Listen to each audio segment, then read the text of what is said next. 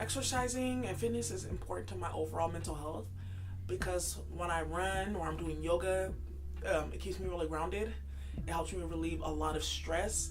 I notice like when I don't exercise, like I just start to basically feel like I'm in what I term lower world. It's like my mind is just somewhere else. Like I'm just being negative. I'm thinking about things that I shouldn't really be thinking about that don't matter to me.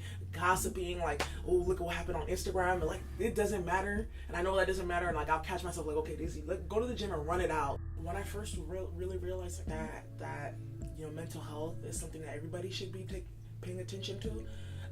I was just taking like a little class on lifespan development, and I was like, okay, this class is pretty cool. It teaches you how you think at every stage. So as I started to go through like all these different courses, like learning about adolescence and early adulthood, I'm like, okay, that's cool, but how does that apply to me and me feelings of being insecure, my feelings of like hopelessness? One day discussion in class, and somebody brought up this narcissistic parenting, and then that kind of like struck a note in my head. And then the teacher, she sent out a whole blast like, hey everybody, this is interesting, read this. And I started to read more, I started to dig deeper, and I started to realize like it's the parenting that I had, like the environment that I was living in, that this is why I behaved the way I was today. As I was growing up as a child, like of course like I had a single mother, but I was the oldest kid living in the house.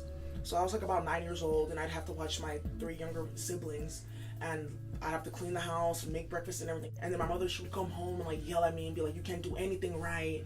Everything you touch turns to trash. So as I was growing up, I always had that mind state that I'm not ever good enough. I can't do anything for myself.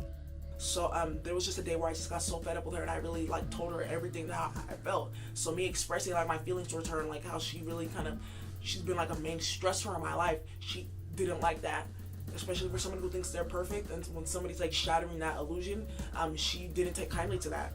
So then I found myself homeless, which actually felt better being homeless than living in that house. I was going to City College. I was staying with friends, couch surfing.